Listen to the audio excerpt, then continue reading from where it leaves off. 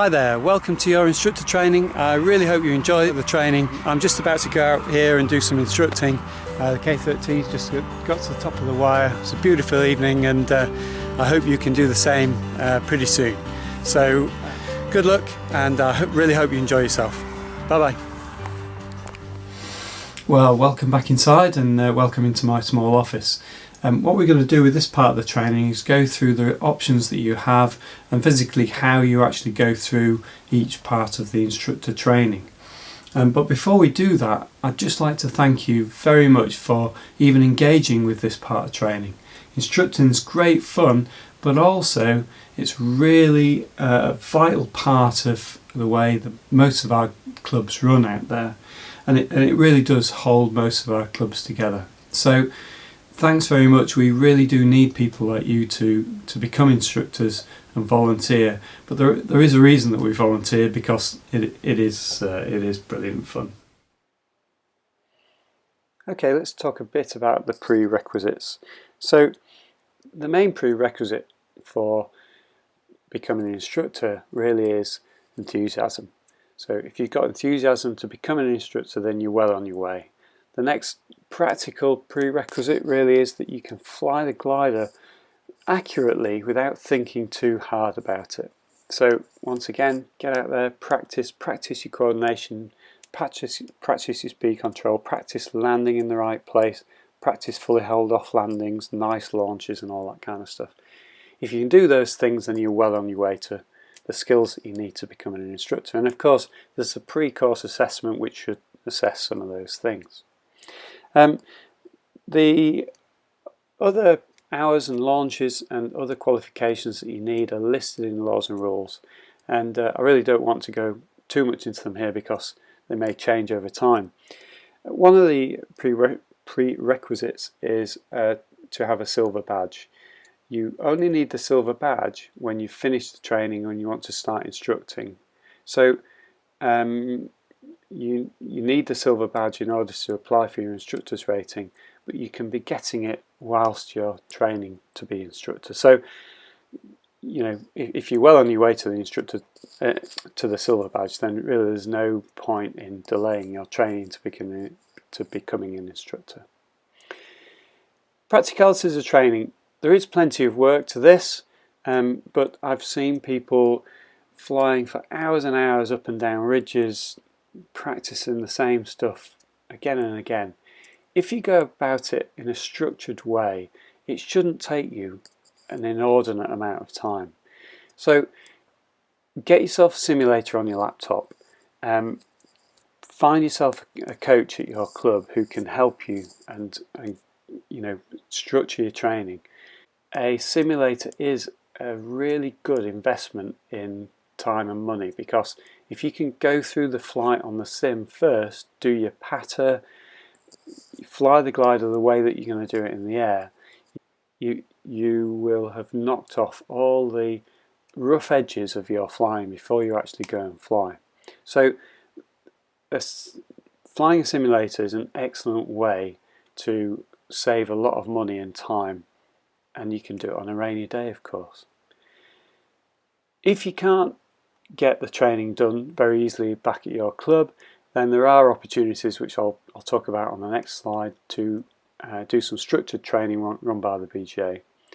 And lastly, in this section, the training, it will be hard work, and your flying will be looked at by somebody else all the time, and I know how difficult that can be, but it should also be fun, and it should develop your personal flying. Remember, make sure your CFIs are involved. They need to be involved, and they need to sponsor your training. Okay, let's talk a bit about the structure of completing your training itself. So you're already doing this, the online introduction, and we'll move on to some of the teaching and learning and threat and error management stuff after this introduction. This teaching and learning module also includes either a webinar or an in-person seminar.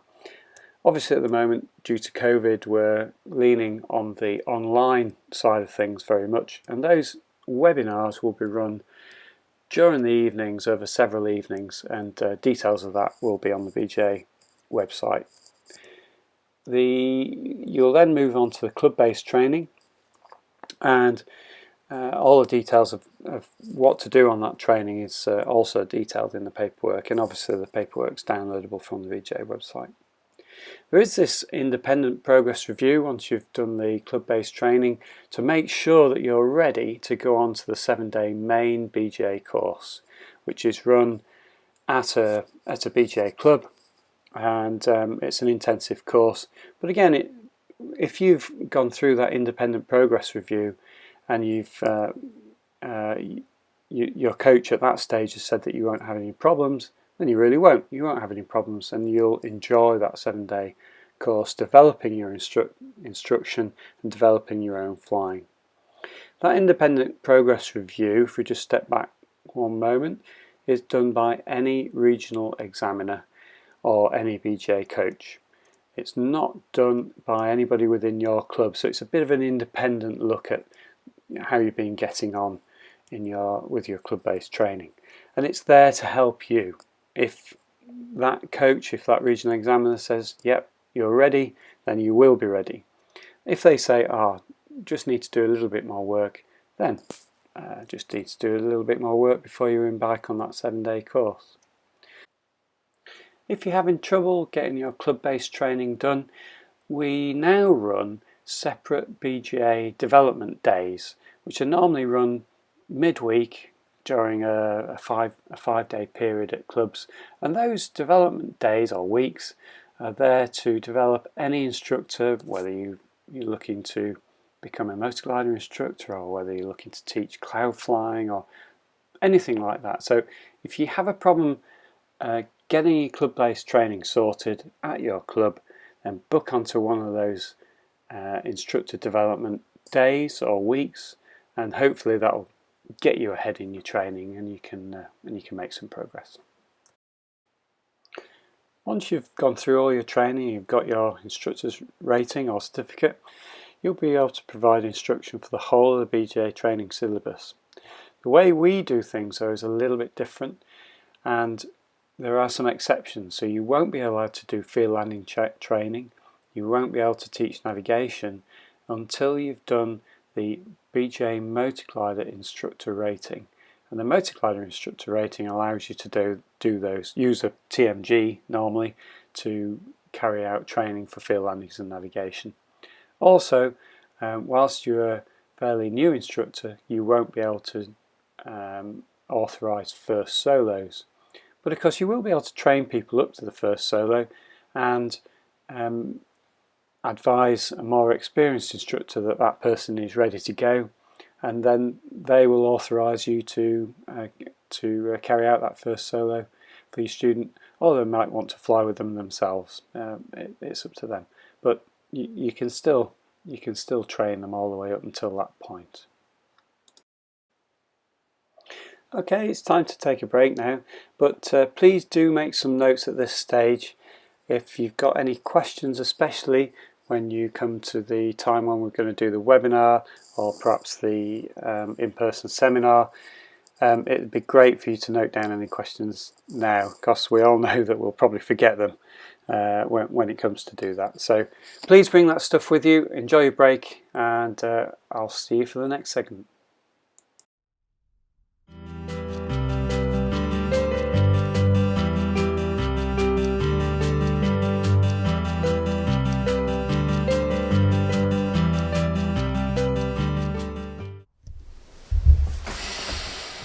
Okay, so let's have a look at threat and error management then. It could be said that it sounds a fairly dry subject, but let's try and make it as practical as we possibly can. There's a little dry bit coming up at the beginning, but we'll get into the practical side of things as we go through. Okay, so threat and error management. The official definitions of this stuff we'll just go through very, very briefly. So threats occur outside the influence of the pilots and increase the complexity of the flight. I always like that. Increase the complexity of the flight, and they require the attention the pilots if safety margins are to be maintained. But of course, requiring the attention of pilots means that it's possible that your workload is going to go up, and so your situational awareness is going to reduce. If you don't understand what I'm talking about when I'm talking about workload and situational awareness, we'll cover that in a moment when we get a bit further through these slides. So let's have a think about the threats inherent when we're launching. And of course, we already do some of this stuff when we're launching and when we're turning. So it might be that obviously the cable might break, or the tug engine fails or something like that. And of course, in order to mitigate these threats, we think about these things before we go. So we already do some of this stuff. If the tug if the tug engine fails at 100 feet, well, the tuggy's on his own, but the glider pilot has some options, hopefully to land ahead somewhere. It might be landing off to one side a little bit, but hopefully you'll have thought about those things before you set off on your launch. During turning, well, obviously there might be another glider there when you're turning. So we've thought about these things, or somebody else has thought about these things long before we crash into that glider, and we're taught to look out before we turn so that we don't crash into that glider. So that on the face of things is part of threat and error management, but we'll make it even more practical as we go along. Let's have a look at the errors side of things, and before we get into the actual official definition, one of the things that as pilots we accept is that we will make mistakes. That is just part of flying, that's part of life, and it's an unavoidable fact, and that the sooner we recognise that, the sooner we're going to be able to mitigate for the possible errors that we might make as a glider pilot. So that's the first thing to kind of accept. And it sounds simple, but actually it is something that that some people find hard to accept. Some people, as a pilot, are this, the steely-eyed, superhuman race who can handle anything that's thrown at them. But of course that's not the case, and we have to accept that we do make mistakes, and it's possible to think ahead about the mistakes that we may make, and that's a good thing, because it's going to reduce our workload. Okay, so having covered that acceptance that humans do make mistakes, and that's a trait that everybody displays, let's have a look at the official definition of the errors side of the threat and error management equation. So errors lead to deviations from pilot intentions, reduce safety margins, and increase the probability of adverse events. Adverse events. I often think that means that you crash. But anyway, once again, let's have a look at the more practical side of this. What are these common errors that you're going to experience perhaps while launching and while landing? Well, it might be that you use the incorrect technique on the winch launch, so you over-rotate perhaps during the winch launch and you end up getting very close to the stall. Now, how are you going to mitigate against that? Well, good training, but also perhaps monitoring of your angle and the speed as you're going up the first part of the winch launch might be something that you do to mitigate that. And of course that is what we teach. We teach people to monitor those things so you don't over-rotate on the winch launch. While landing, we show people the correct profile and the correct view out of the cockpit, so that you don't end up over-rotating on the flare and end up rounding out too high. We have a look at the perspectives and things so that you don't end up rounding out too low and hitting the ground too hard. So a lot of this is to do with training, but we can also think ahead about the likely errors that we might make. So we might fly too slowly after a launch failure, for instance. And that's a very common error that, when we're teaching, people for some reason end up often flying too slow. So we ask people to keep monitoring the speed. Again, it's a monitoring thing, but we've thought about that before we go before we practice even this launch failure, so that we can anticipate this error that we're quite likely to make. So I don't want to bang on too much about this stuff, but these are the kind of things that we're thinking about, and what we're trying to do is to think ahead as much as we can about the errors and the threats, so that they don't come as a surprise. And there's another reason that we're going to be thinking ahead, which I'll show you in a second. So we've tried to keep this very practical, but if you look on the web, and I encourage you to look on the web, you will find an awful lot of stuff and diagrams and different three-letter acronyms about how we can manage this stuff. So management of threats and errors, avoid an undesired aircraft state. Yeah. Observe, act, orientate the OODA loop. This Venn diagram with experience and knowledge and skills and stuff there. The decide model. Detect, estimate, choose, identify, all sorts of stuff. None of this stuff really floats my boat, and it might float yours. So go ahead, have a look online at some of this stuff, because it can actually make a big difference to the accident rate. So we do need to spend a little bit more time looking at some of this human factors stuff. And what I'm saying might not make sense to you, but there's an awful lot of stuff online. I'm going to keep it as practical as possible. So, how are we actually going to address this stuff? Threat and error management. We already do it. So, we've already discussed some of the stuff during launching, some of the eventualities checks that we do, but broadening that out slightly.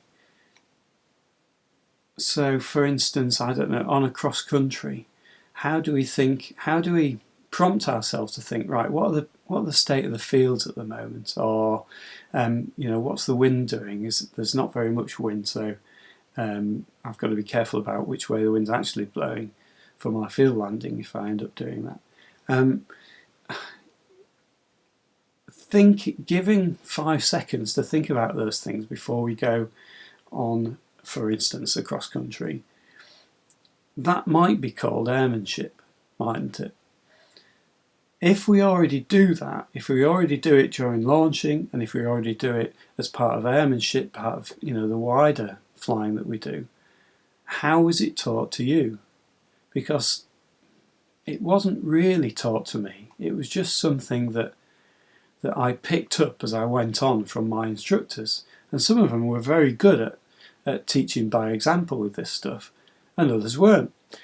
I hope I was good at picking this stuff up from my instructors, but of course some people pick up this kind of stuff very easily and others don't. So I think what we've got to do is be a bit better at teaching it more effectively from the off, and again being very practical about the way we do teach it. So let's have a look at an example. An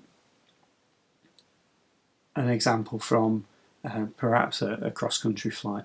So it's June. What are the state of the fields? It's blue and hot. So if we're thinking ahead about things, how are we going to mitigate the threats from the fact that it's blue and hot? It's blue and hot, so it's going to be hot in the cockpit, so we're going to lose a lot of water, so we need to take lots of water with us. We need to make sure we've got a hat. It's June, the fields state might be very pretty rubbish. So that, you know, there's tall crops everywhere. So how are we going to think ahead to mitigate that? Well, in my view, we need to think more about landing from a higher altitude or a higher height above the terrain than we would do perhaps in August. So instead of doing our August thing where we don't worry about the fields because there's so many of them until we're a bit lower, we might look at the fields when we're at, you know, even 3,000 feet to make sure we're heading towards an area where we can land, instead of ending up faced at 1,000 feet with a situation where there's no fields to landing that aren't high crop. I get lots of accident reports every year that say there weren't any suitable fields, so I crashed in crop. Well, if we thought ahead about it a bit more, there's always somewhere to land. I would say there's probably always somewhere to land in most areas of the UK from 3,000 feet, as long as we get ourselves towards those areas. And that is something we need to think about while we're flying cross country. There is very little wind, so as I intimated earlier, if there's a really strong wind, then we're going to know definitely which way the wind's blowing, and we're unlikely to land downwind in a field because the wind's so strong. We're 100% aware of which way the wind's blowing all the time. But when there's very little wind, it's really easy to get disorientated and not know which way that bit of wind is blowing. 5-knot tailwind makes a massive difference to the length of the field that we need to land in. If we land with a 5-knot headwind versus a 5-knot tailwind, yeah, it probably makes a 200-metre difference or something like that. I'm just guessing. But we need to know the wind, so when we're higher up, when the workload's lower, we need to work out and keep an eye on which direction the wind's blowing, so that as we get lower, we don't have to think about those things. So those are some of the threats and the errors that we're likely to make, and some of the mitigations that we're going to make against them for this example of a cross-country flight. And this is the state that we want our students to end up in. We want them to just give a 5 or 10 second thought even before they get in the glider every time to what's different about today, what things might leap up and grab them, what's different about the weather, what's different about the glider that they're flying. You know, it might be that they're flying a new type, there might be showers on the horizon. These are all things that they need to keep an eye on, and land early so that the workload doesn't ramp up. Because workload and situational awareness is all part of this stuff. So what is situational awareness? Well, situational awareness is the ability to take in what's going on around you, the ability to notice and do something about stuff that's happening around you. So an example of a fairly low situational awareness, I would say, is that photo there where I'm cloud flying in a capstan. So I'm concentrating very hard on the artificial horizon, on the speed, and on the direction that we're going and where we're drifting on the GPS. So because I don't cloud fly that much, I have to concentrate very hard at it. If Kate, my wife who took the photo, were to ask me something like where's the sandwiches, or which direction should we go for the best bit of cross-country flying, perhaps, I probably wouldn't be able to answer her. I'd probably be too maxed out, and if if something were to distract me even further, then I would probably not perform very well as regards flying the glider on instruments. So my situational awareness there is actually quite low because my workload is very high. When workload is high, people can't take on new stuff.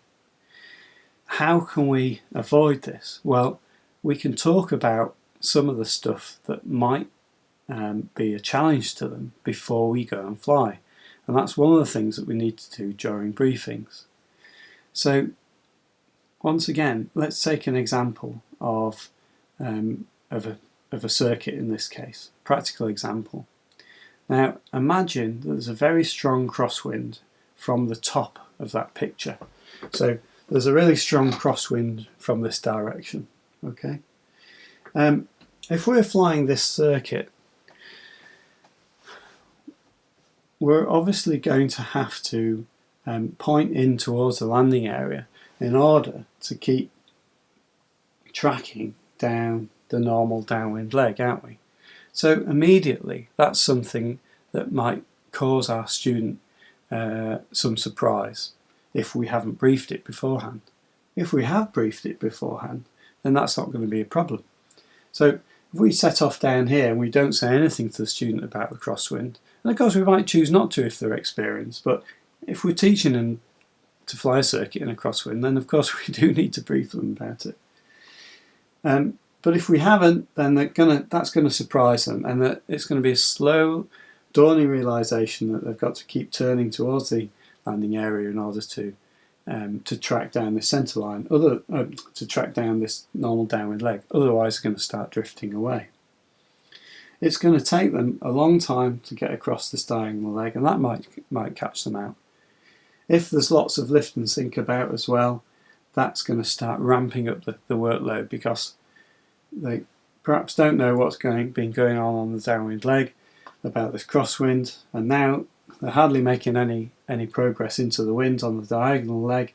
They're in a bit of sink, and things start really ramping up. Say you were doing a circuit in the opposite direction. You're going to have to you're going to have to head away from the landing area, so you're not going to be able to see the landing area. When you get round onto the final turn, you're going to probably overshoot the final turn, aren't you, if you didn't know any better. So that's going to increase the workload. How do you think students are going to be flying in this situation? So if you don't pre-brief some of these things, then the workload is going to be high. Imagine if you pre-brief them though. Imagine if you pre-brief this crosswind and what you're going to have to do on the downwind leg. Imagine if you reminded the student on the downwind leg what you briefed on the ground. If you were doing a circuit in this direction, that you were going to probably overshoot that centre line. So remember, you need to start your turn a little bit earlier than normal. I'm willing to bet that the speed control on the approach is going to be a hell of a lot better for somebody who's been pre-briefed, because the workload is going to be a lot lower, and they're going to perform a lot better if they've thought about these things beforehand. So threat and error management is not just about avoiding accidents by thinking ahead. It's also about better training by thinking ahead as well. Because if people's situational awareness is higher and the workload's lower, they'll be able to take on more stuff. And you know, it works. It definitely works. So here's a graph which just illustrates that to round up really. So you might start off with a flight with a fairly good situational awareness. You've thought ahead about lots of things that have perhaps been happening around the circuit, or even on a cross-country flight or something like that. And you've thought about the state of the field, you've thought about the crosswind in the circuit, and so your ability to take on new things is very good, and your workload's very low, as the workload goes that way. This is the situational awareness. So high situational awareness, workload very low. But it might be that suddenly you have a complete, I don't know, you're on a cross country or something like that, and you have a complete navigational head riot where you think, oh no, I'm not actually where I thought I was. Perhaps I'm a little bit closer to airspace than I thought I was, and this strong wind is drifting me towards this airspace.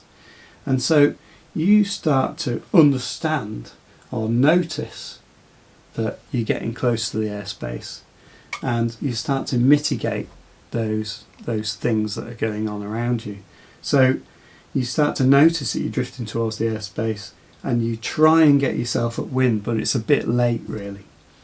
Now your workload's getting higher and your situation awareness is lower. You're concentrating like mad on trying to get the glider away from the airspace, to the detriment perhaps of soaring, to the detriment perhaps of your lookout.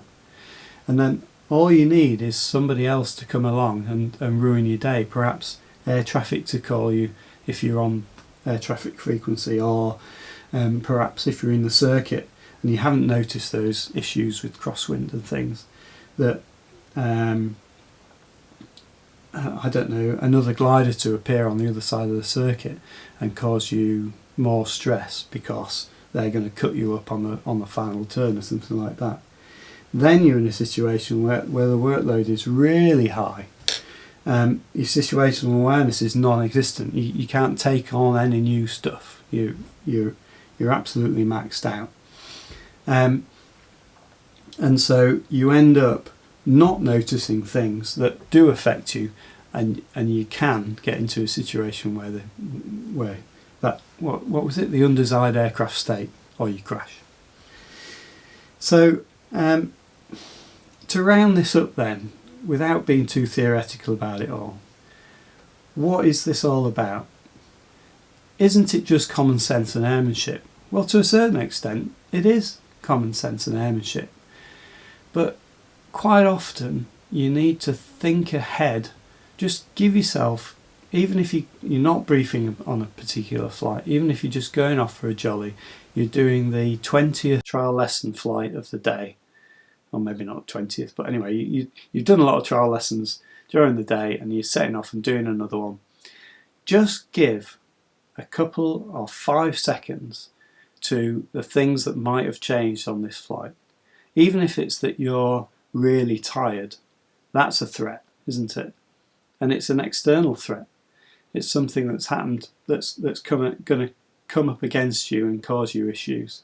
It might be that there's a shower on the horizon. It might be that the wind's changed and that you're now launching downwind. It might be that you're changing gliders and you haven't flown that glider for a while. I don't know. It could be all sorts of things. But just give threats and errors just a 5-second thought before you get in the glider. If you're teaching, so this is more for the assistant rated instructors, if you're teaching this stuff, then include threat and error management within your briefing. So the standard briefing format starts with the aims for the flight, but then the second thing is the threats and errors. So it's, if you're going up and stalling, then you need to clear the area around you to make sure that there's no gliders below you and things like that. You get the idea, but just give it a second thought on every flight, on every briefing, and get the student involved. Because if you get the student involved, then they'll get into the habit of doing it themselves. And perhaps even when you're cross-country coaching, or when you've been flying for a while and thermaling, there are always times within a flight where the workload's very low and your situational awareness therefore is very high. And in those cases, it's time to perhaps eat a sandwich, chat to the student about the view, but specifically try to do things in those low workload times that will take the load off when you're stressed out. So it might be, for instance, I was on a cross-country flight where I had to cross a big blue hole. On the way across the blue hole, I remembered some of my training, and I thought, right, I need to have a sandwich, have a pee perhaps, and drink something on the way across here. So I'm not thirsty, I'm not hungry, and I don't need a pee when I get to the other side of this blue hole, when I'm likely to be low, and things are going to be hard work. And the same is true when you're instructing. When you're cruising across that gap between a couple of thermals in the middle of a beautiful summer's day, then you can prepare your student for what's going to be happening under the next cloud, or between exercises, prepare the student for what is likely to happen in the next exercise, and use that low workload time to try to take the workload off you and your student when things are more difficult, perhaps during the circuit or the latter half of the circuit. So it might be, during the circuit that, and that's why we do pre-circuit checks, because the workload starts ramping up during the circuit itself. So we do the pre-circuit checks before we get into the circuit. We stow everything if it's been a long flight. We talk about, perhaps if it's been a long flight, it'd be better briefing it on the ground, but if it's been a long flight, we talk about the fact that we might overshoot that centre line when we notice that there's a strong crosswind or something like that. So we try and think ahead even in the air. So that's what it's all about. I really hope that this has been something to aim for, rather than just some management speak that we pay lip service to, because I think threat and error management is something, and along with the workload management, is something that if we can get that right, we can really make a difference in the long term. When you hear about people spinning in, they normally spin in because they've put themselves in a very, very high workload situation, and they lose the ability to fly accurately because the workload's so high. So what we need to teach them is to try and avoid those high workload situations, and some of that can be done in pre-flight preparation. Okay, it's time to take a break now, but during or after, or whenever you like, during the break, if you could make some notes, please have a think and let us know a time where you wished you'd thought ahead, perhaps on the ground or even during the flight, to avoid a situation in the air that led to one of those unintended situations that you really didn't want to happen. And also how you'd incorporate that knowledge and that experience into your teaching for a student glider pilot. And what we'll be doing is taking in all this information during subsequent webinars or personal seminars, and we'll be bringing them to life during those seminars. So if you could do that, that would be great. So enjoy your break, and I'll see you for the next segment.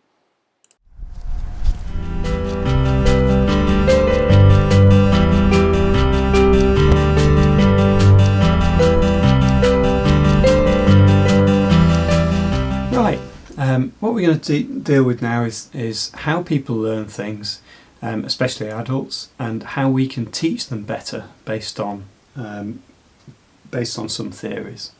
Before we get into that though, let's just deal with some of the advantages of good teaching and learning. Well, the first one is self-evidently flight safety.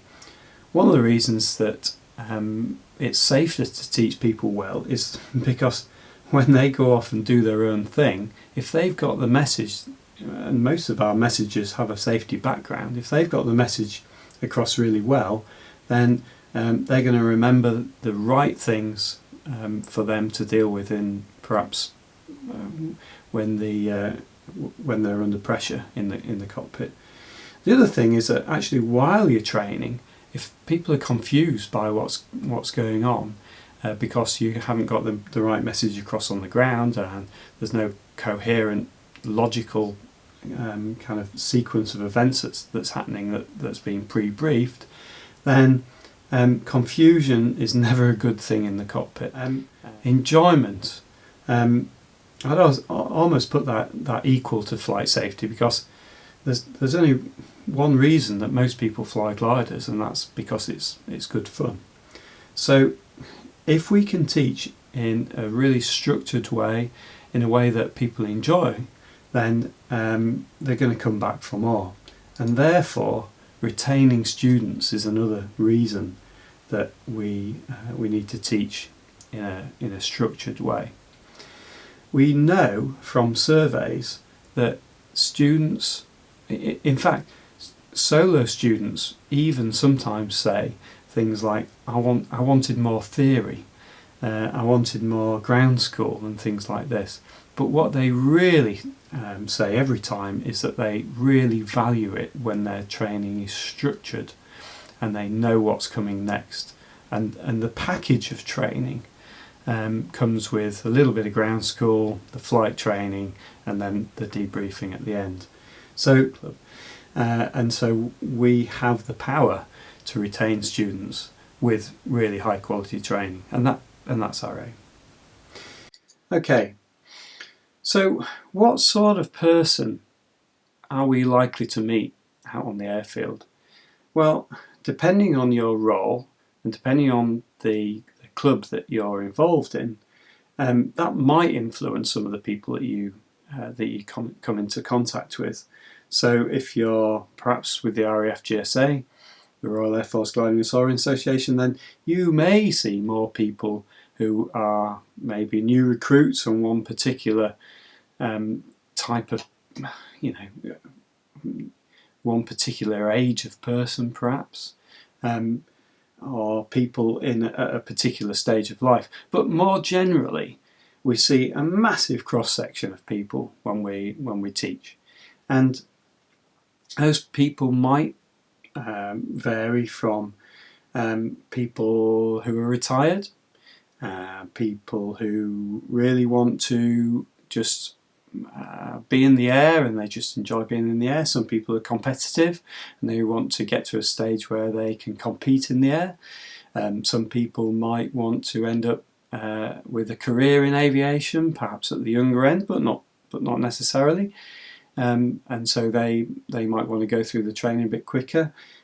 We might just have people there for the social side, and all they want to do on a Sunday afternoon is the odd circuit and to fix the winch or fix the gliders or whatever. And what is wrong with that? There's absolutely nothing wrong with any of those reasons that you come along to a gliding club. But of course, all those people are going to come for different reasons, and therefore the way that you train them might be at a different pace. It might be pitched at a different level, depending on what they're used to or what they demand. You might use different methods of explaining things because of their different backgrounds. If they're a scientist, then you might explain some things different to somebody who's, I don't know, worked in a clerical office all their life or something like that. So, but what you have to also be aware of is that there are some of those stereotypes actually. So it might be that you might label somebody, perhaps a scientist, as somebody who's very clever and somebody who would be able to take things on very quickly, but they might not be able to. Some people have various needs like dyslexia and all sorts of things I've come across in my time. So you can't assume anything. So how do you get to the bottom of how to teach all these different people? Well, I'm sure you can imagine. You need to ask them questions, get to the bottom of their personalities, get to the bottom of why they're there, and ask them, how fast do you want me to move you on? Are you here for recreation, or do you have some goals that you really want to meet? I think you get the idea. So that's how you're going to modify your systems of training to suit each individual person that you're going to meet. And of course, that's one of the most important things, and actually one of the most fascinating things about instructing. If you like meeting people and getting to the bottom of their personalities, then this really is the game for you. Okay, so that's just something about the people themselves, but more generally, students learn by we're going to have a look at a little bit of theory here, and the first very simple theories that we're going to look at is the theory of primacy and recency. Now, I'm sure some of you may have already come across these terms before. But primacy is probably for instructors the most important theory, because what's taught first is always remembered first as well. So that primacy element of, say, look out, so we always look before we turn. If you don't teach that accurately from their very first flight, then they may not ever look out before they turn. It might be that the way you teach them how to coordinate aileron and rudder together is something that they remember until they end up flying airliners around, or military jets or something like that. Actually, we're in an extremely powerful situation as instructors to influence the very basics of flying training from the off. So what I'm trying to say here is that those basics must be absolutely correct.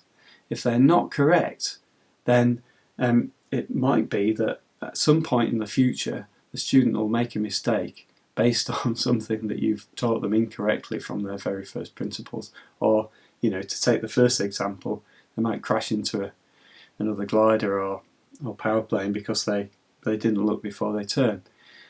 But let's look at the positives. What we teach them has to be correct, and it will be correct, because you're going to get the right training. But it's important stuff. Recency means that if you've practiced something recently, then you'll probably remember it correctly. But if you don't practice something recently, then you're not going to remember it. But of course, the more experienced in general terms you get, the less frequently you need to practice something in order to remain competent at that skill. And that comes back to when we're doing check flights with people. So somebody just solo will probably need a check flight every time they fly, to remind them of some of the important skills of flying. But somebody with 1,000 hours probably wouldn't need a check flight every week. But if they hadn't flown for, say, a couple of months or 3 months or something like that, then they might prefer to fly with somebody else just to refresh their memory.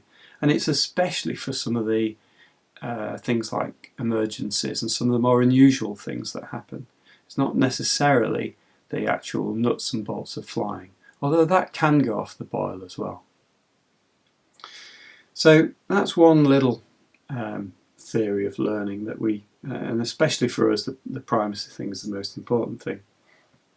And here is a graph that just illustrates some of those points. You might not be able to see it very well in the video, but basically, as we said, if you're just solo, then you'll forget things very quickly. But as you get more and more and more experience, then you'll forget things much slower, which means that you don't have to be reminded of it quite so frequently.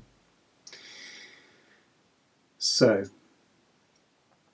some of you may well have come across this chap Abraham Maslow before. It's a very common kind of hierarchy of needs, and some of you may be groaning at the moment. So we're going to look at it very much in the terms of the glider pilot, and certainly a glider pilot who's learning to fly. So here's Maslow's classic hierarchy of needs triangle. And we start off with the physiological side, and we work up towards safety, love and belonging, esteem and self-actualization. And you might be thinking, how does this relate to us as glider pilots? Actually, if we have a look at a more specific Maslow, which is written for glider pilots, then we find that it is actually useful to us. So if you're trying to teach somebody out on the airfield and they are hungry or too cold, too hot, too thirsty, all those physiological things, then they're probably not going to be listening to you, teaching them to fly quite as much as they would do if they didn't need a pee or they weren't thirsty or whatever. So let's start at this baseline level. Obviously, you can't say to your students, unless, well, even if they're very young, you can't say to your students, have you had a wee? You know, are you hungry or thirsty? Do you need a drink or whatever? We don't do that. But what we could do is give them the time and the space within our training organisation out on the airfield to go and respond to some of those needs. So, all right, Joe, I'm just going to do another launch or another couple of launches with Sally or whatever. So you're next. If you want to get yourself ready, I'll be with you in about 10 or 15 minutes or whatever. That then gives them the opportunity to respond to some of those needs. Oh, I better go and have a quick drink or whatever it is. A little bit further up the triangle is safety. And so how does this apply to us? Well, obviously gliding is an adventurous sport, and so the students need to be confident in their student and in their instructor. Otherwise, they may start worrying about their personal safety. So it says here, will my instructor protect me from dilapidated aircraft, the law, the weather, and the bold pilots that are determined not to let me get old? This was actually written by one of our coaches, and she, when she wrote this, she was thinking. I think she was thinking about perhaps some of her instructors that she'd had in the past. Probably shouldn't say that. Anyway, so how do we engender that confidence in our students? Well, we need to be confident ourselves, but not just confident, but that confidence needs to have a basis in actual skill. So, you know, this training that you're doing, and also the briefing that you give the student and the preparation that you give the student to let them know that you have prepared thoroughly for this flight or for this set of flights. So the classic one perhaps being if you go off and you're doing some spinning with a student, or as a BI you're giving somebody their first taste of flight, they're going to be nervous, and so you have to teach them in a confident way. You have to have everything structured, and that's going to engender that level of confidence, and so they will feel safe. I think you know what I mean. And then a little bit further up, we've got love and belonging. And so it's a matter of, does the club welcome me? Do I feel like I'm welcome in this environment? So again, we have a big influence as instructors. Esteem, am I progressing? So that's something again we can have a massive influence on as instructors. Is the student progressing? You need to give them that confidence. Do people praise my achievements? If you just brush off some achievement as something that you expected, then that's probably not as good as praising the student. That was a brilliant landing, excellent, we've really got that nailed, or whatever it is. And up and up as self-actualisation. I'm reaching my potential as a pilot. That's probably more for people that have been in flying for a bit longer. But you get the idea here. It is actually useful for us, and it's useful just to keep this stuff in mind. It really does apply to us. Okay, let's move on. There's another little theory here, so don't worry too much. We're going to skip over the theory a bit and move on to examples. So this guy, I can never pronounce his name, Vygotsky actually, but anyway, that's why it's not written on here, because I can never pronounce it. He talked about how you can stretch somebody's knowledge and how much you can stretch that knowledge on a given day based on what they can already do. So he talked about this theory of scaffolding, I believe, And so he talked about what you can do now. So that's a skill that you can already do. So let's take straight flight, the straight glide and scan cycle. Perhaps a student can do that already. So they can do the straight glide and scan cycle, and you decide on a day that you really want to teach them how to turn. So what skills do they need in order to be taught turning? Well, hopefully another skill that they can already do is coordinating the controls. So flying at a set attitude and coordinating the controls, perhaps rudder and aileron together. So what we're going to do now is add another skill, and that skill is turning. So how do we know how to link up all these skills that they already know and add bits to them? Well, we need to scaffold it to what they already know. If we push them too far, then they'll be in this red area, and they won't progress. They'll go back into the blue. So we can't push them too far. How do we know how much somebody can take on? Well, as we discussed earlier, it depends on their personality. It depends on their ability to take on new data, and how much how much they want to move on as well. Because remember, we only do this for fun. So if somebody's been pushed too hard, it's unpleasant, and they'll leave. Eventually they'll leave, or they'll stop learning to fly anyway. If we don't push them enough, then they'll stay in the blue circle in the middle, and they'll get bored. So we need to make a judgment based on our knowledge of the person to stay in this white area while we're instructing. So let's take that example that I just gave you regarding turning. So we're going to teach somebody turning, and we've already figured out that they have the prerequisite skills to learn this stuff. So they've already got the skills, they can already fly straight and level, and they can already coordinate from left and right. Great.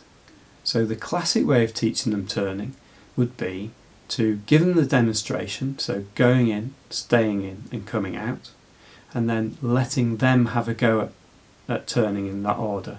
And that's the way I was taught to teach turning when I did my instructor's course. But that's not the best way. So what would be the best thing to show them first of all? Well, they can already fly straight, they can already coordinate. So if we were to put the glider into a reasonable bank turn like that, and we were to ask them, okay, all I want you to do is to maintain this turn, so maintain that angle of bank and maintain the attitude with the elevator, they could probably have a good go at that, couldn't they? Because they can already hold the attitude in level flight, and they can coordinate controls. There may be a load on the stick, of course, because we've rolled into the turn, but we could even take away that as the first part of training, because we could trim the glider out, couldn't we? And then we could untrim it later on to show them what it's like once you've rolled into this attitude. So we could try that first and give them a go at simply maintaining that angle of bank in the turn. So what's the next bit then? Surely the next bit is to allow them to roll out of the turn back to straight and level, well, straight flight. Because if they've got that maintaining the turn thing, then surely rolling back to something that they've already seen would be something that you would expect them to be able to do. I would hope that they would be able to do that. And then, to round it all up, what we can do is ask them then to roll into the turn. But what we're going to ask them, but now they're rolling into something that they've already seen and they've already tried. They can already maintain the turn, so all we're asking them to do is to roll into that turn. And normally, that method of teaching turning works really well, much better than going in, staying in and coming out. because actually that first bit of rolling into the turn is really challenging. And so that method that I've just explained uses the thought process of scaffolding. What does the student already know, and how can I build on that information, and am I trying to push them too far? But within 3 winch launches you could probably teach them turning, and they've probably got it for life after that, after they've practiced it for a few times, of course. So there are lots of other examples of this. So winch launching, what do they already know? And how can you know, what skills do they need? And these are all the things that we need to think about. And when you do your teaching and learning away day, we're going to cover this a bit more. So we're going to ask you actually to go away and to construct a syllabus based on what the student knows already, and we scaffold that onto the next bit of the syllabus. And there's not necessarily a right answer, but we're going to ask you to think about it anyway. Okay, so the whole the roundup to this subject is that we want to be somewhere here. I don't know if you can read this. If you're watching this on a mobile phone, that might be a struggle. A bigger screen, it might be okay. It says, "This exercise is challenging, but I'm getting there. It feels like I'm making lots of progress." Surely that's where we want to be. This one says, "This stuff is fine. I'm confident to do this without help. But if I keep practicing this stuff, I'll get fed up." So the blue circle in the middle. We don't want to be there. We want to push them a little bit more than that. This one, "Whoa, slow down. It feels like the pressure's on. I don't feel like I'll ever get this right. It's too much to take in." And that's where you're pressurising people too much. They can't take it in. And then this one, "Right, I'm going to try sailing. This is too hard and I'm not making progress." So if you, for instance, perhaps try to show the pupil how to air a tow from the off, they won't be able to do it, would they? And they'd think it was really complicated. So they're going to assume that they can't do it and go off and try something else. Okay, well, thanks for listening to that last section. Just a little bit of independent work here, if possible. So if you could please give an example of a time when you were pushed too hard or perhaps too gently during your flying training.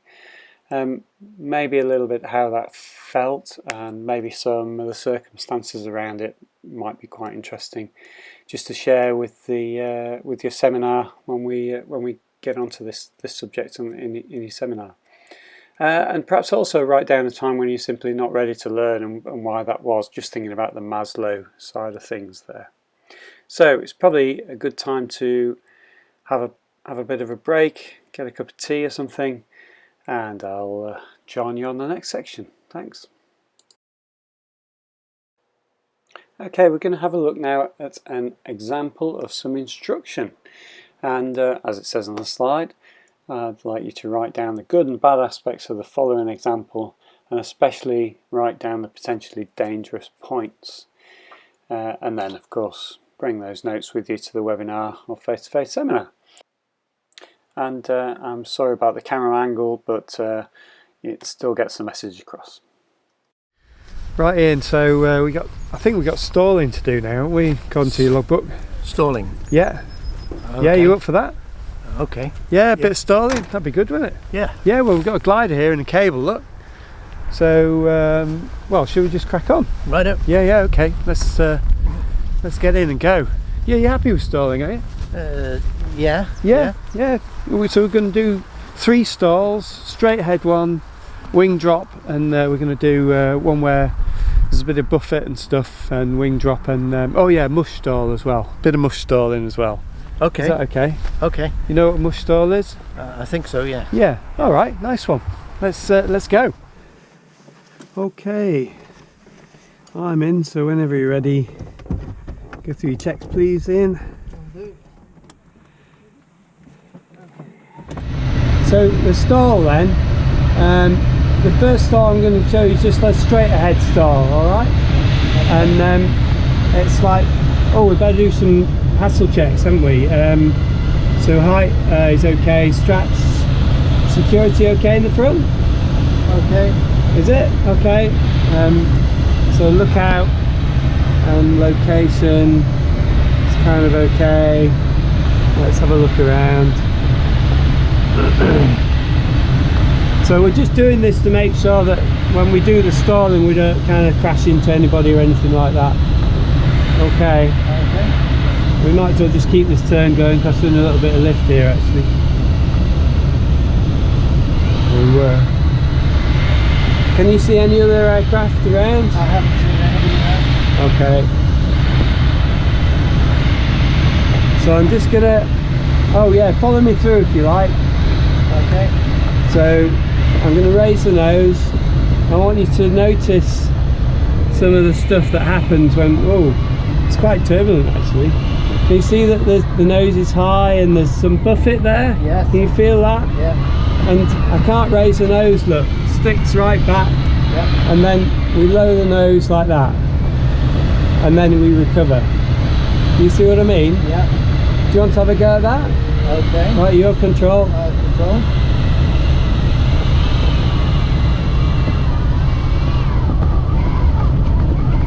Did you feel that buffet there? Yeah. Okay, you're going to recover then? Oh boy, okay, I have control, thank you. Alright, you don't want to be quite so, you know, violent with the recovery. Why did you do that?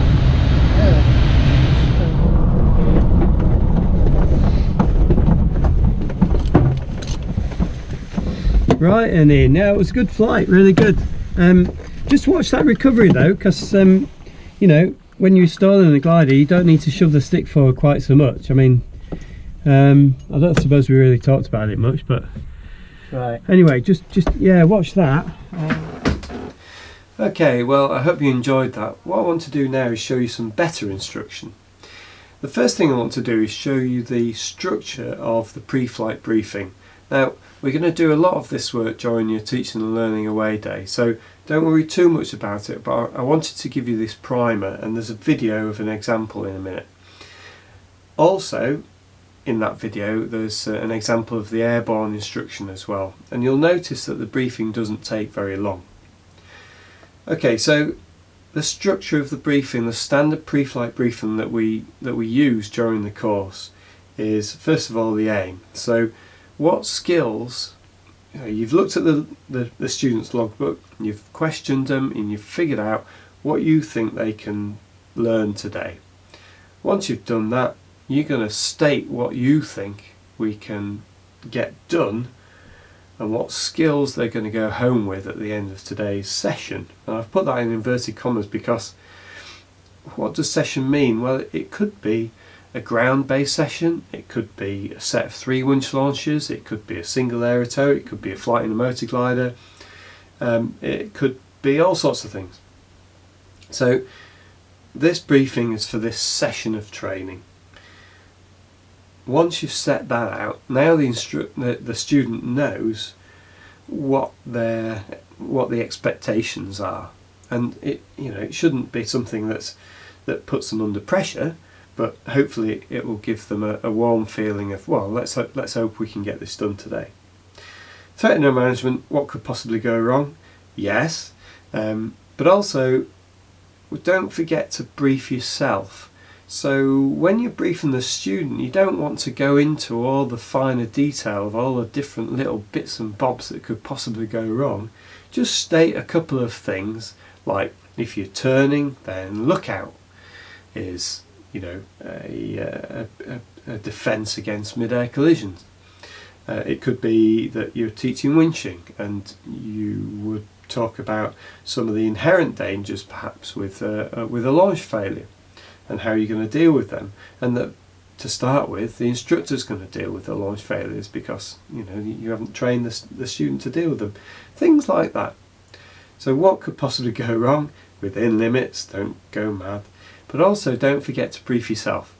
So what might the student what might they end up, they might end up driving you into the ground on an approach control demonstration or something like that. So brief yourself on where you're going to guard the stick, when you're going to take control, and some of the other things that you might not want the student to think about. So just mentally do that yourself.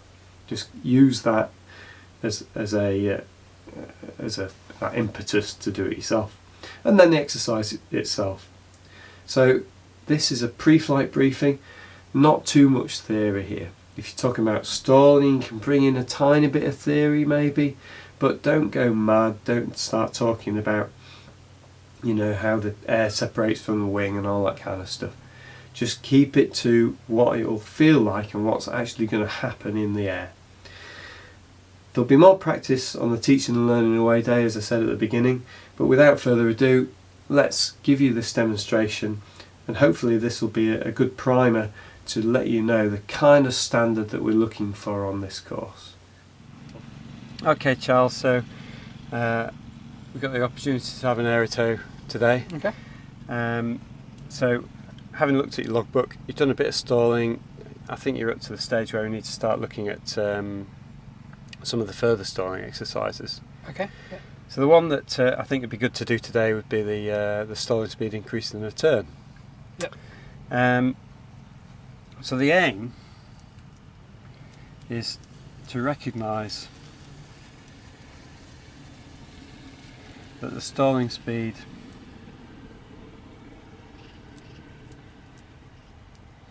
does increase in a turn,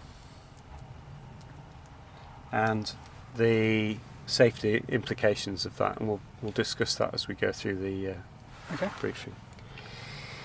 So you've done a bit of stalling. What kind of things do we need to look out for when we're stalling an aircraft? Other aircraft? Yeah, so we need to keep a good lookout for other aircraft. What else? How high we are, where we are? Yeah, so the range to the airfield. Yeah. There's a set of checks that covers quite a bit of this stuff before we go into it. Can you remember what? They're the hassle checks. Yeah. So it's height. And don't worry about these. I'll do these for you. It's not the aim of the game for you to remember these checks. So the height. So the height would be the height, given the range to the airfield, but also a height that it's safe to carry out these stalling manoeuvres. I'm happy to stall the twin aster at no less than 800 feet above the ground. Are you, a gentle stall? Are you happy with that figure? Okay. So height, airframe. We'll check the speeds on the placards before we do the exercise. Straps, security. So we need to be strapped in, and we need to make sure that everything in the glider is secure. That the batteries are, they're fairly heavy bits of kit, so we'll just make sure that they're strapped in properly, and that there's nothing loose that's going to interfere with our flight. Lookout and location. So when you've done these before, you've probably done some clearing turns. Yeah, some S turns. Some S turns, yeah. So we'll kind of turn probably not less than 90 degrees in one direction, and then the same in the other direction, and make sure it's clear all around before we do this. And location, what's that mean to you? Just that we're not over towns or anything. Yeah, any built up areas. But as we get lower, I guess we probably don't want to be stalling over, even small villages and things. So we need to, just make sure we clear out of the way of scaring anybody on the ground, let alone ourselves. Great. So the exercise itself, then.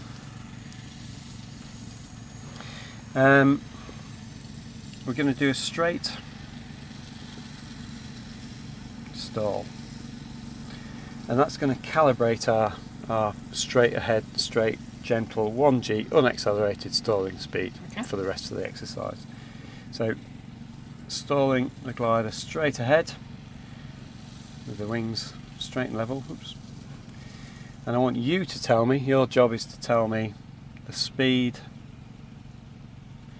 that we feel the buffet, the initial burblings of the buffet. Okay. Yeah? Yeah.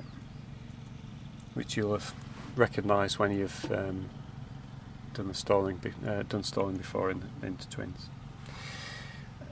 just to clarify, it's me that's going to be flying this exercise. Okay, yeah. You're going to have a go at the end, but we'll discuss that in a second. 20 degrees, so a really gentle angle of bank, something like that. And again, your job is to call out your speed on your ASI when you feel the buffet. 40 degree angle of bank. We'll compare these,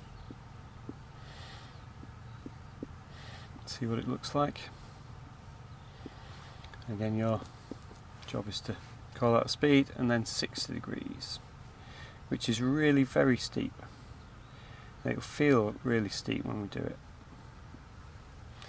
Can you think of a situation, especially when you're close to the ground, where you need to turn really steep? Maybe after a launch failure? Yeah, if you need to manoeuvre to get into reasonable landing area after a launch failure, we might end up turning quite steep. So what we're going to be looking at during this exercise is the fact that the stalling speed does increase a lot when we're turning really steeply. We'll find out what the speed is when we go and do this. But the safety message that I want you to take home from this is that if you want to turn at a really steep angle of bank, then you must have plenty of speed to do it. Okay. If you don't, the glider could stall, and what might that lead to if you're in a turn? Maybe a spin. It could be, yeah. So that's the kind of the main message to this. You can have a go as well. This is quite a challenging exercise for me to do, so don't worry about doing the whole lot. Maybe have a go at just the medium turn, stalling at about 40 degrees in the middle there. Okay. It's quite difficult to stop the glider rolling more than you want into the turn. The advice is just keep the angle of bank constant and keep the string in the middle while you're reducing the speed. Okay. But I'll talk you through that. As I say, the main point to this is that you go home with this message, but there's no harm in you having a go at it. Okay. Alright, shall we go fly? Sounds good. Let's go. Okay, so here we are in the motor glider. It's a single seat motor glider, so you have to imagine that Charles is still with us and calling out the speeds. Okay, so we're going to show you that the stalling speed increase in return then, Charles. So first of all, I'm going to slow the glider down. Okay, here we are in the single seat motor glider, and you'll have to imagine that Charles is still here. I will call out the speeds for Charles. So first of all, height is sufficient. Airframe, we know the speeds. Straps and security are all good. So let's look out in location. So we're not over a built-up area, not in control airspace, etc. I'll have a good look around and make sure it's clear to do these stalls.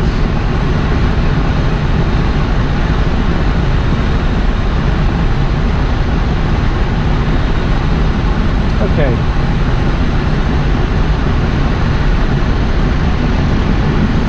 So here we go. I'm going to stall the glider in straight and level flight, Charles, and I want you to tell me at what speed you feel the buffet on your ASI. I'm slowing the glider down gently.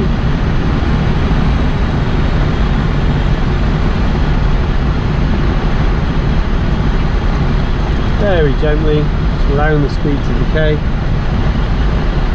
Remember to tell me what speed you feel the first bits of the buffet at.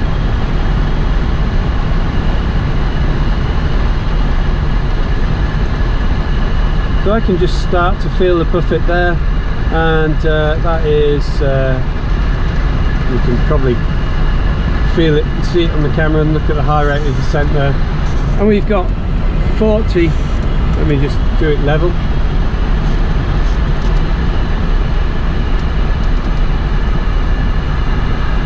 And there's the start of the stall, the buffet there at 44 miles an hour. Okay, So here we are in a single seat motor glider. You'll have to imagine that Charles is here and I will call out the speeds for him. Height is sufficient. Airframe, we know the speeds. Strap security are good. So let's look out in location. We know we're a built-up area, not in control airspace, and we're having a good look around for other aircraft. Both ways.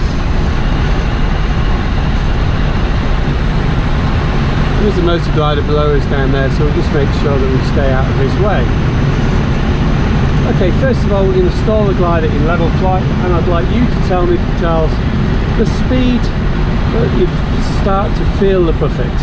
We're going to slow the glider down very gently, about 1 knot per second. It's in miles an hour, the ASI, 1 mile an hour a second.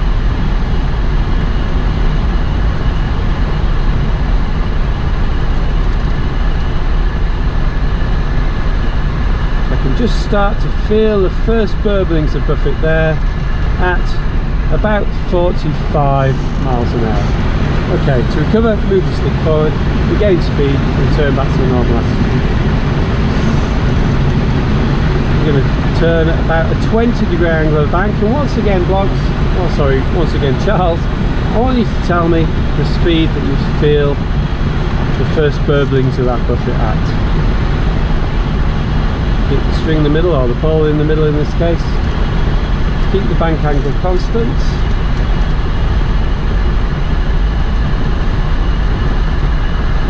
We'll just start to feel the first burblings there, and it's a very similar speed, maybe 1 mile an hour more. So to recover, move the stick centrally forward, regain speed, and then return back to the normal attitude. So I'm going to turn the glider at 45 degrees now. Out there. Once again, tell me the speed that you feel the buffet.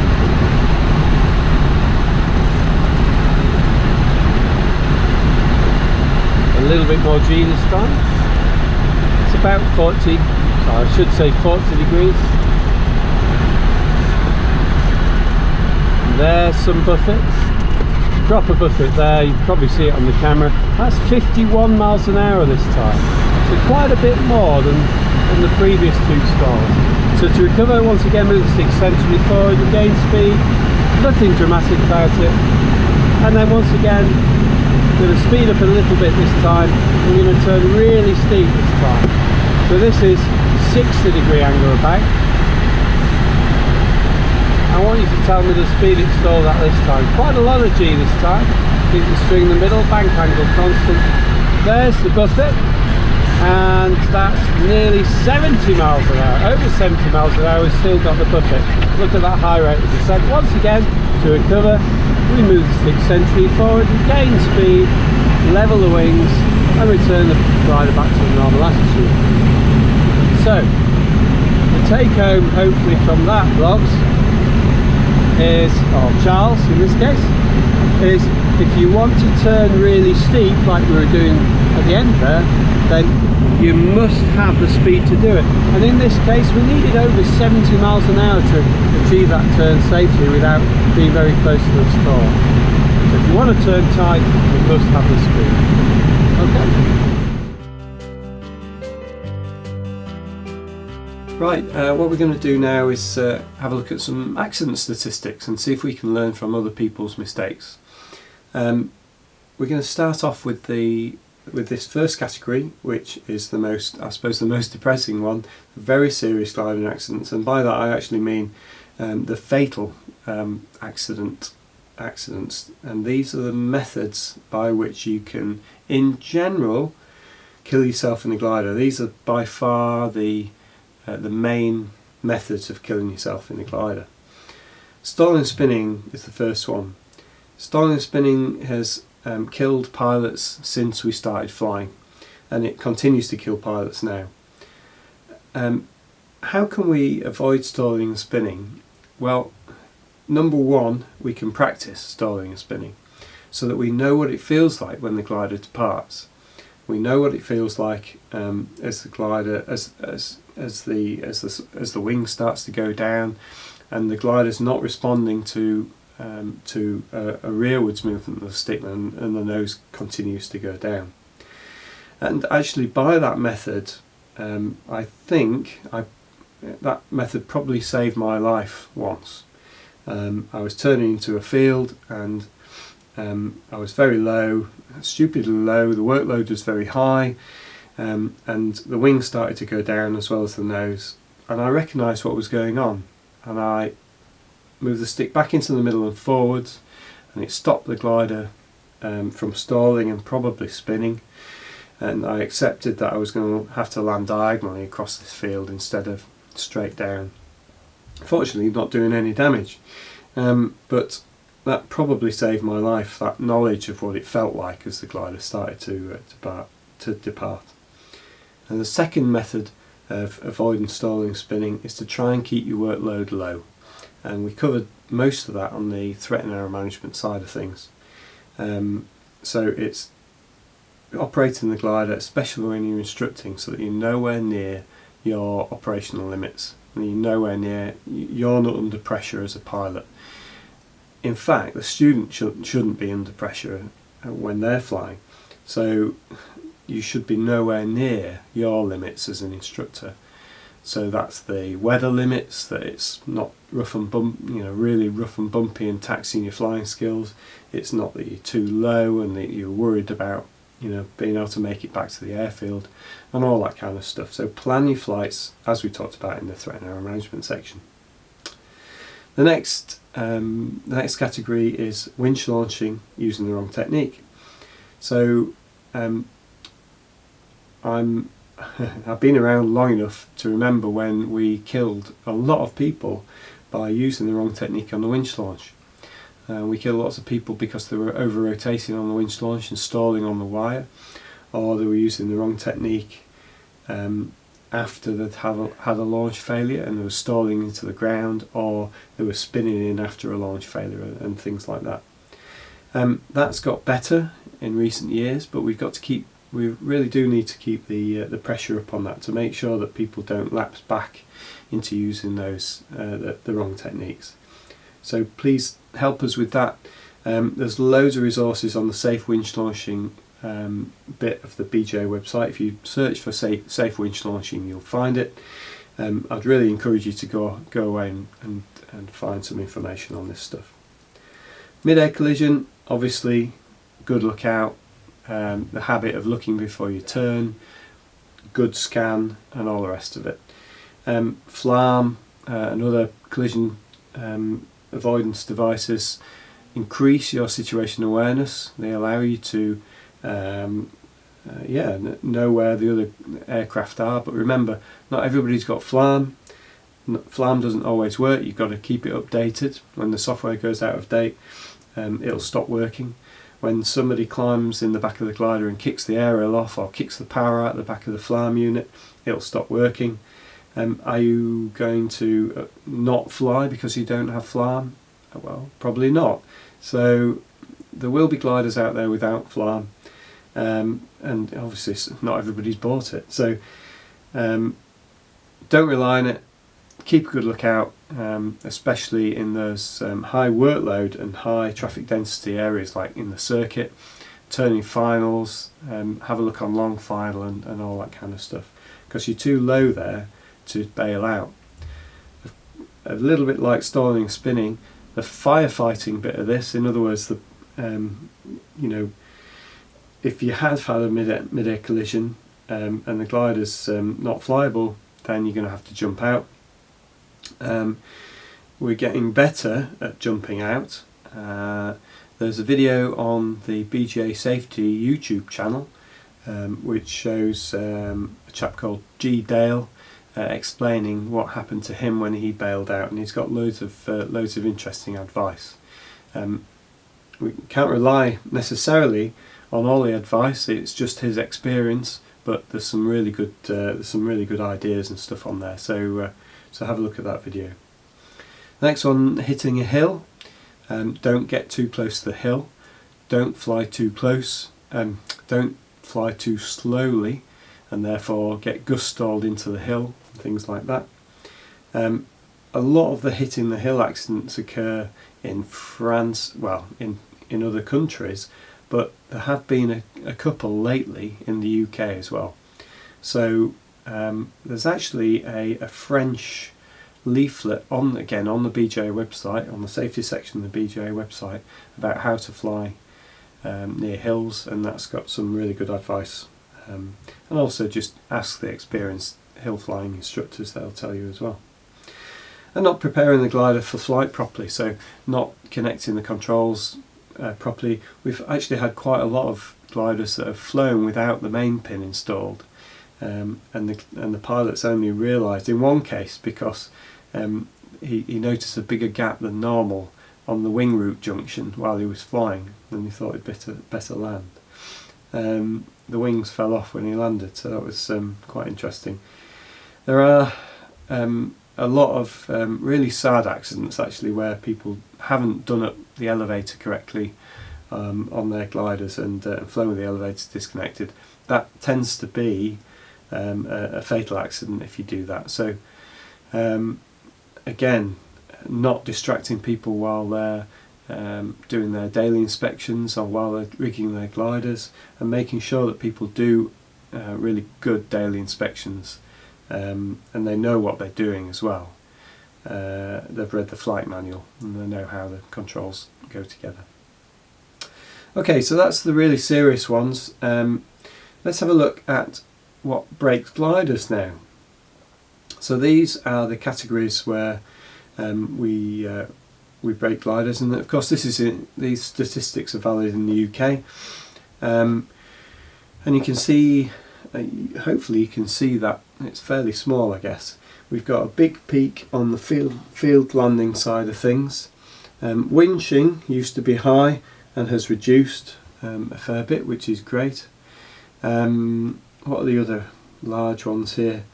Over and undershooting is pretty big. Stalling and spinning, as we've just been talking about. Landing, there's a fairly depressing statistic that says that a lot of people can't actually land on their own airfield. So if they can't land on their own airfield, how can they land in a field in the middle of nowhere?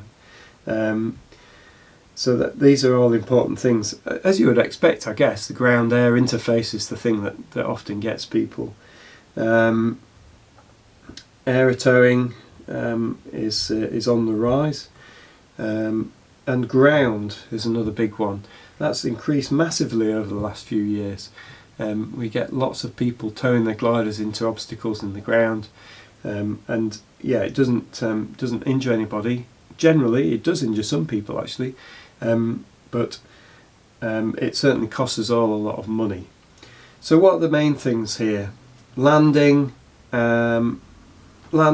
launching, and field landing, I guess, are the big ones that, as you might expect, that crashes lots of gliders. And as a movement, we're a bit of a machine. I don't have the graph here, but we crash about 60 gliders a year, which is fairly depressing, I suppose.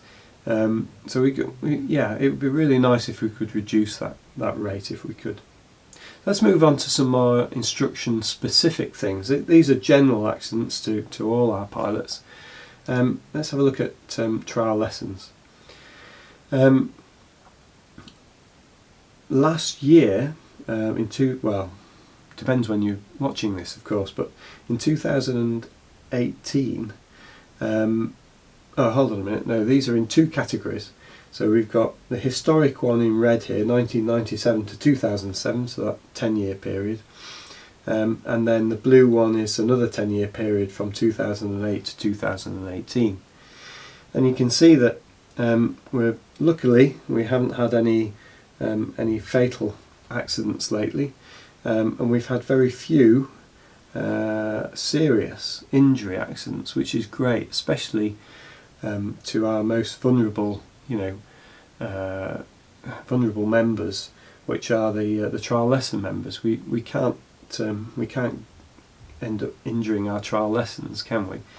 But depressingly, we've actually had exactly equal number of substantial damage accidents to gliders.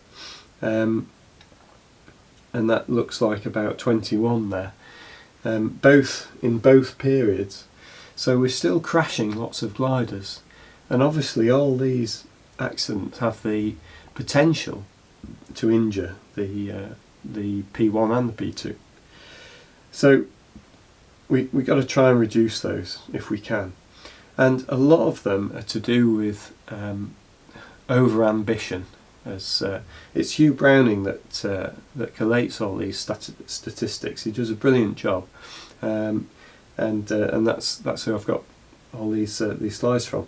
And yeah, he would say it's over ambition. So trying to get value for money out of a trial lesson flight. If I could ban a phrase in UK gliding, it would probably be value for money, because it does injure people. So don't try to thermal too low. Remember, when you're flying trial lessons, whether you're a BI or whether you're an ASCAT, and by the way, BIs, ASCATs and full cats all have trial lesson accidents in roughly equal quantities. So we're not just, we're not picking on the BI instructors here. This is everybody. So when you're flying trial lessons, remember, this is not a sporting flight. It is not like flying your LS4 cross country or even locally. These flights should be the safest possible. So don't go thermaling, even slightly low away from the airfield. Thermaling makes people sick anyway, so you've got to try and limit it a bit. Ridge soaring, don't ridge soar too low, and make sure that you're in easy gliding range of the airfield all the time, because if you're not, then it's going to increase that workload, and if you increase the workload, then you might mess something up later in your circuit or even your approach control. So please fly with really big margins when you're flying with trial lessons especially. So that's trial lessons. This is all instructional flying, and the thing that I really want to get across with instructional flying is that a massive proportion of instructional accidents are due to the instructor not taking over in time. And I didn't actually believe this to start with, so I looked at the information and the stats as well as the actual accidents myself. I spent a little bit of time over it, and Hugh is quite right. 2/3 of the accidents that we have while instruction's taking place are due to the instructor not taking over in time. And that's not just grabbing it off the student at the very last moment near the ground. It's also not taking over in time in the circuit or after a launch failure. We have loads of instances where instructors have been prompting the student and trying to give them the maximum hands-on time that they can have. That's not what we want to do these days. What we need to do is brief the student, and then if the student doesn't follow the brief, take over and show them.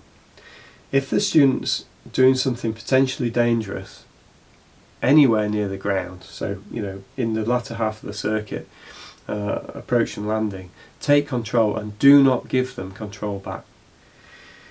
This will be covered more in the rest of your training, but especially for the ASCAT instructors, late takeover is a massive accident descriptor, and it need not be. So we've got to try and get the message out there that we need to take over early. Again, there's some information on this on the BGA website, this is obviously too small to read, but that's what it looks like. So if you search the BGA website for takeover guidelines, you'll find that information. Okay, so that's enough of accident stats. I don't want to depress you too much, because this is all positive stuff. But let's try and learn from other people's mistakes, not make those mistakes ourselves, and then hopefully future gliding will be safer. So we'll have a break now. So if you can use this opportunity to have a look at the safety resources on the BGA website, there's a whole section on there with videos of winching, videos of all sorts of other things going on, and it's actually quite entertaining in a funny old way, I suppose. But it is worth a look, and especially as an instructor, so you can just increase your knowledge of what potentially can go wrong out there. Well, you'll be pleased to know that's the end of the PowerPoint. Thanks very much for listening and taking note during this video series. Don't forget to take your notes with you to the Teaching and Learning Away Day, and I really hope you enjoy the rest of your instructor training. I'll just leave you with some comments from some current instructors, and I'll see you around the gliding clubs, I hope, at some stage. Bye bye. Right, so we're here out on the airfield with the senior instructor Ian Carrick. Why do you like instructing so much, Ian? Why do you keep doing it? You're so varied. Different students, different flights, different weather, and you get to explain it. Yeah. All. It's really, really rewarding. Oh, absolutely, yeah. Good fun. Fantastic. And Barney's here as well, another senior instructor. Why do you like instructing so much? I love the challenge of teaching people. If you'd want to try and understand and pass on all that sort of knowledge and experience, no better way than trying to teach it. Cool. Thanks very much. Look, I'm making a serious video here. Oh, are you? I didn't know that. Come on, why do you enjoy? Well, you must enjoy instructing. Otherwise, you wouldn't. You get a buzz from it. Yeah. What kind of buzz? Well, you get a real feeling of achievement. Yeah, when the people students go learning solo, stuff, or when they go first cross country, or something like that. If you can turn around and look at somebody and say, I had a hand in developing them to what they're doing now.